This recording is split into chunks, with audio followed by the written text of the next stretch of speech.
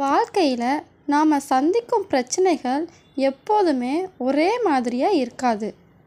ஆனால் நாம் அதை எப்படி எதிர்கொள்கிறோம் அப்படிங்கிறது தான் முக்கியம். சில பேர் சோதனைகளுக்கு முன்பே உடைஞ்சு போயிடுவாங்க. சிலர் உள்ளுக்குள்ளேயே கோபத்தை வச்சு வச்சு கடினமான மனசோடு அலைவாங்க. ஆனால் சிலர் மட்டும்தான் அந்த சூழ்நிலையவே மாற்றி அவங்க சந்தோஷமாக இருப்பாங்க. நீங்கள் எந்த மாதிரி மாறுவீங்க அப்படிங்கிறத இந்த கதையை முழுசாக பார்த்துட்டு எனக்கு கமெண்ட்டில் சொல்லுங்கள்.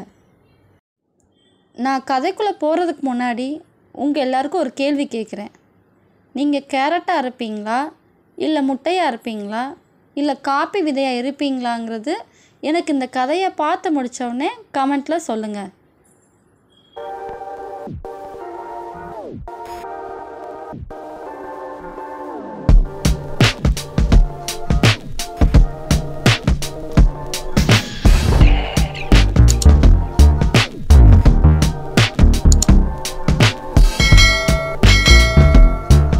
ஒரு இளைஞன் தனது வாழ்க்கையில் பல சோதனைகளை எதிர்கொண்டு மனமுடைஞ்சு போயிருந்தான்.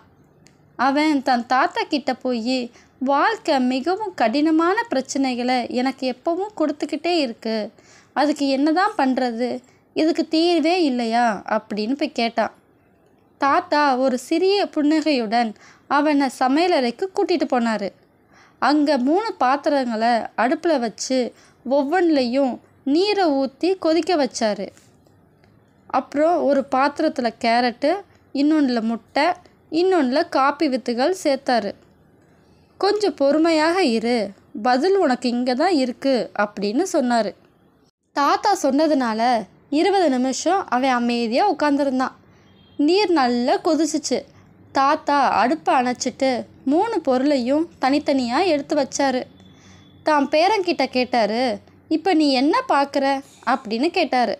அதுக்கு இளைஞன் பார்த்துட்டு, கேரட் ரொம்ப மெலிஞ்சு போய் இருக்குது, முட்டை கடினமாக மாறிடுச்சு, ஆனால் காஃபி நீரே நிறமாற்றம் அடைந்து மனம் வீசுது அப்படின்னு சொன்னான்.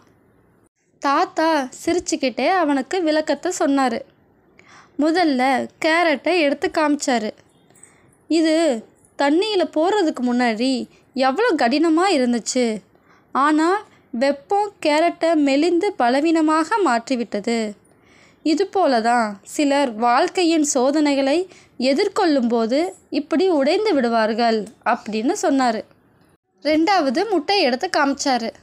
இது முதல்ல எவ்வளோ மென்மையானதாக இருந்துச்சு, ஆனால் சூடான நீரில் காஞ்ச பிறகு அது உள்ளிருந்து உறுதியாக மாறிடுச்சு. இது போலத்தான் சிலர் துன்பங்களை சந்திக்கும்போது உள்ளுக்குள் கோபமாகி உணர்வுகள் கடினமடைகிறார்கள் அப்படின்னு சொன்னார். கடைசியாக அந்த காப்பி விதைகளை காமிச்சார். இங்கே பாரு, இந்த காப்பி விதைகள் நீரில் விழுந்தபோது தாமாகவே மாற்றமடையவில்லை, அதற்கு பதிலாக அது நீரையே மாற்றியது. அது சூழ்நிலையை முழுவதுமாக அழகாக மாற்றிருச்சு அப்படின்னு சொன்னார். தாத்தா தன்னோட பேரனோட கையை பிடிச்சு கேட்டார், வாழ்க்கையில் சோதனைகள் வரும், அதை பொறுத்து கொள்ளும் விதம்தான் முக்கியம். நீ கேரட்டாக மாறுவாயா, முட்டையாக மாறுவாயா, அல்லது நீயே சூழ்நிலையை மாற்றும் காப்பி விதையாக மாறுவாயா அப்படின்னு கேட்டார். இளைஞன் ஆச்சரியத்துடன் தாத்தாவை பார்த்தான். அவன் மனதில் மாற்றம் ஏற்பட்டது. இனி அவன் எந்த சூழ்நிலையிலும் காப்பி விதையாக மாற முடிவு செஞ்சான். ஆம் மக்களே, கடின சூழ்நிலையில் உடைந்து விடாதீர்கள். உங்கள் சூழ்நிலையை மாற்றும் திறன் உங்களுக்குள் தான் இருக்கிறது. நீங்களே ஒரு மாற்றத்திற்கான காரணமாக மாறுங்கள். இந்த கதை உங்களுக்கு பிடிச்சிருந்துச்சுன்னா மறக்காமல் லைக் பண்ணுங்கள், சப்ஸ்கிரைப் பண்ணுங்கள். நிறைய பேர் சப்ஸ்கிரைப் பண்ணாமல் வீடியோ பார்த்துக்கிட்டு இருக்கிறீங்க. மறக்காமல் சப்ஸ்கிரைப் பண்ணிவிட்டு பாருங்கள். அப்போ தான் நான் போகிற ஒவ்வொரு வீடியோவும் உங்களுக்கு உடனுக்குடனே வந்துக்கிட்டே இருக்கும். நன்றி.